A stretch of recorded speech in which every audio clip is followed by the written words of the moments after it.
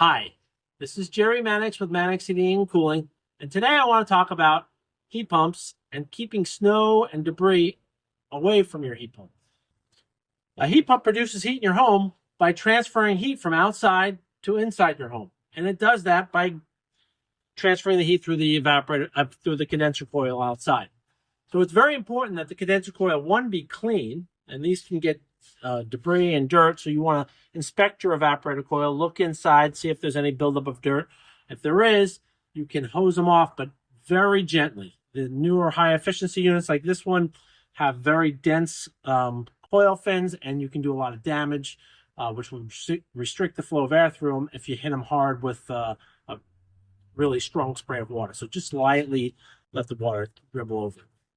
A service technician can come in and we do what's called like an acid wash, coil cleaning, and really get them nice and clean. But it's also important that you don't let any shrubbery or anything.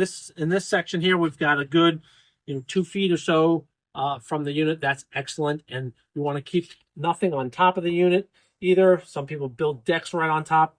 It's really, you should have 4-foot clearance above the unit.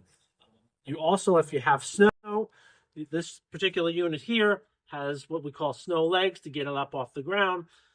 In the county here, it's required to have 6-inch snow legs, so this has to be 6 inches off the ground because of our snow rating. If you're further north, it could be much higher. But if you do get snow that builds up around the base of this coil, it is actually best to come out here with a shovel and try to keep the snow away from it. And it'll still work without it, but it will cost you more money and higher operating costs if this gets blocked. So keep shrubbery away. If this was helpful, please hit the thumbs up and also subscribe. That really helps us out to produce more content. And if you need help with any of your HVAC needs, don't hesitate to give us a call, Mannix Heating and Cooling.